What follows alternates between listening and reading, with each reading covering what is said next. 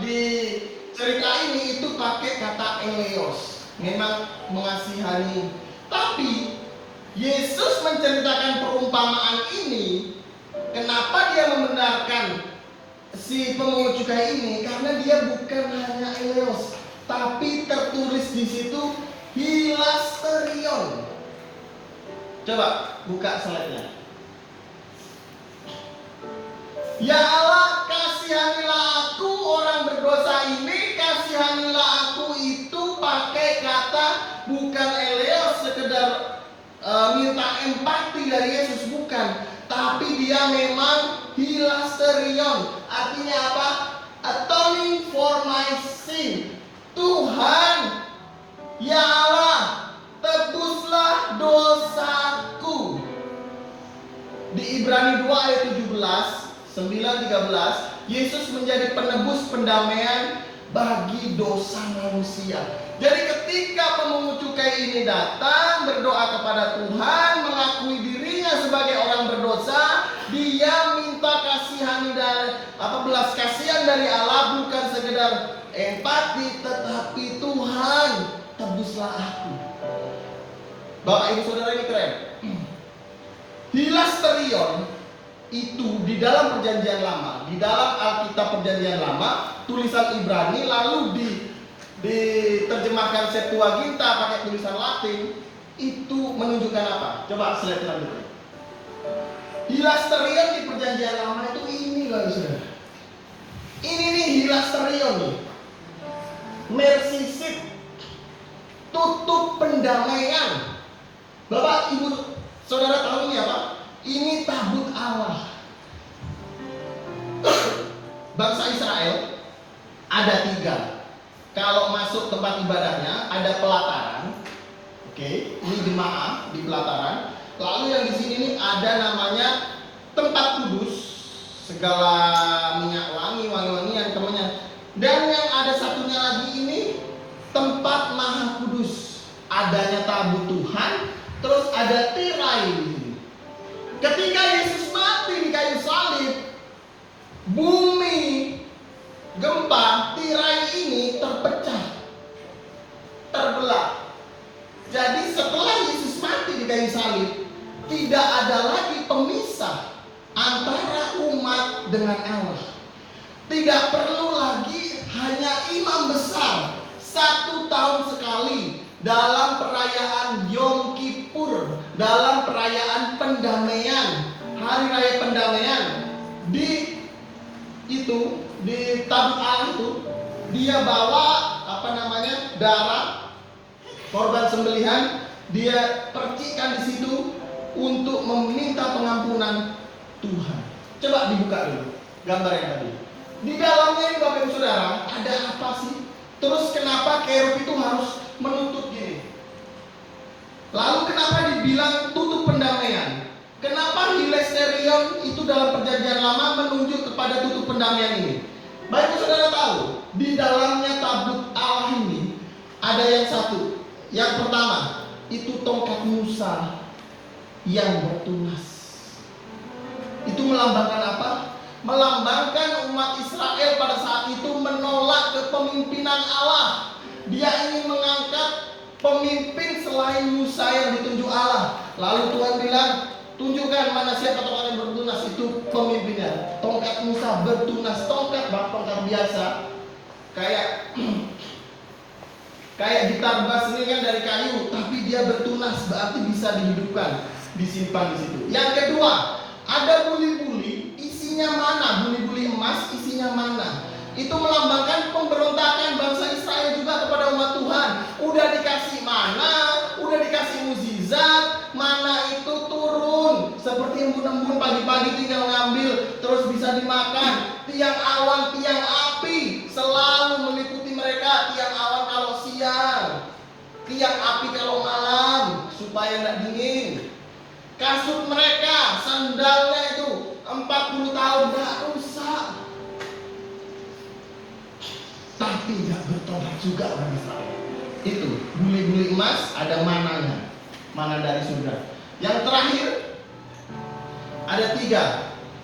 Tunggu, kok aku jadi lupa?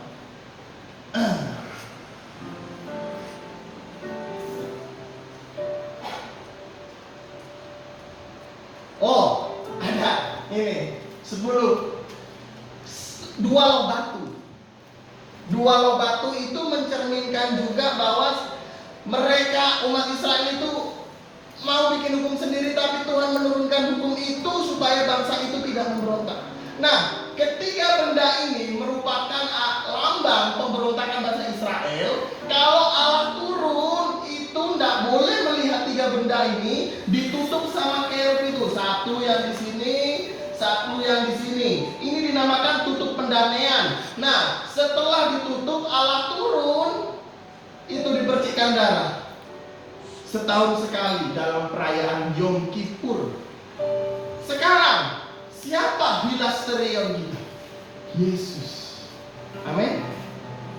Dia menjadi pendamai bagi kita. Coba buka Ibrani 2 ayat 17. Dibuka oleh Ido.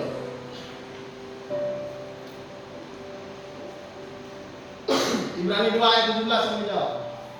Nah, itulah sebabnya maka dalam segala hal harus disamakan dengan saudara-saudaranya supaya ia menjadi imam besar. Kayak tadi, imam besar yang harus masuk ke Roma Kudus, yang menaruh belas kasihan hilasterion, yang setia kepada Allah untuk mendamaikan dosa seluruh bangsa. Dosa saya, dosa Bapak Ibu Saudara, dosa kita semua. Siapa yang menjadi hilasterion? Siapa yang menjadi penutup pendamaian itu? Yesus.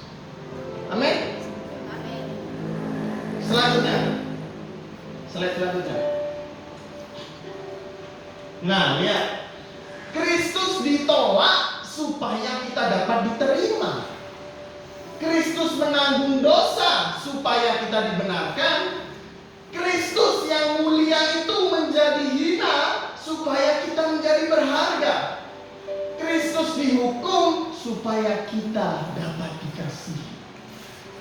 Kalau dunia menawarkan kebahagiaan yang semu, bahasa saya, hidup dalam segala keenakan, segala hal-hal pesta pora apa, hanya semu untuk kebahagiaan.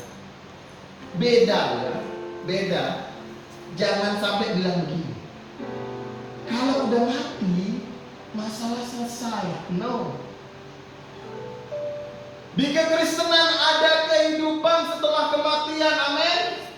Kita akan hidup masuk dalam kekekalan bersama-sama dengan Yesus. Tidak serta-merta. Makanya anak-anak muda ini kalau udah putus pacar jangan langsung minum Bromoxon. Aku malas hidup lagi, aku mau bunuh diri aja, aku mau mati aja, selesai urusan. No. Kalian harus mempertanggungjawabkan apa yang kalian lakukan di bumi ini yang cuma berapa tahun? Kita nggak tahu. Alkitab mencatat 70 sampai 80 itu kalau kuat, tapi sekarang 40, 30, 20, 10, bahkan ada yang baru lahir juga meninggal. Siapa yang tahu umur kita? Tidak ada. Lanjut. Slide selanjutnya, tidak banyak, 2 slide lagi. Khotbah terpenting yang perlu kita dengar dan terapkan dalam kehidupan adalah Injil yang kita khotbahkan kepada siapa? Bukan kepada orang lain, kepada diri sendiri, sehingga mengubah kehidupan kita dan kehidupan kita akan bermakna dan berdampak kepada orang lain. Dia pandai nasihatin orang. Saya bisa khotbah di sini ya karena saya sekolah teologi, jadi ajarin memang ilmu berkhotbah, mau meletik. Tapi apakah hidup saya sesuai dengan khotbah saya? Nanti dulu ditengok Pak Jordan ini gimana. Istri Pak Jordan berapa nih? 1 kah 2? Cuma 1, 2 ada dulu di belakang ya. Cuma 1. Anaknya 2. 2 apa 3? 2 aja ya. 2. Nah, kalau kita bisa khotbah ya memang pelajaran kuliah. Kalau kuliah teologi lalu nggak bisa khotbah ya itu kebangetan. Berarti dia kuliah ngapain aja kan gitu. Tapi apakah hidup saya berpadanan? Makanya firman Tuhan itu pedang bermata dua, bukan hanya bagi Bapak Ibu Saudara, tapi juga untuk saya. Khotbah yang baik adalah bukan mengkhotbahkan untuk orang lain, tapi khotbah untuk diri sendiri. Lanjut. Terakhir nih kayaknya. Nah, ya terakhir. Karena Injil Kristus, ini Ya, karena Injil Kristus, karena hilasterion tadi, karena tutup pendamaian tadi, umat Tuhan tuh tidak boleh mudah baper atau minder saat ditolak atau kurang dihargai, karena kita sudah berharga dan dihargai lebih dengan darah Kristus, tidak bisa dibayar dengan apapun. Karena Injil Kristus tidak fokus pada diri sendiri, tetapi kepada Kristus. Karena Injil Kristus memiliki hati yang lembut dan mudah bertobat. Karena Injil Kristus tidak merasa lebih baik dari orang lain saat mampu taat atau berbuat baik. Amin. Biarlah kebenaran firman Tuhan pagi hari ini boleh mencelikkan mata kita, bahwa ketika kita datang kepada Tuhan,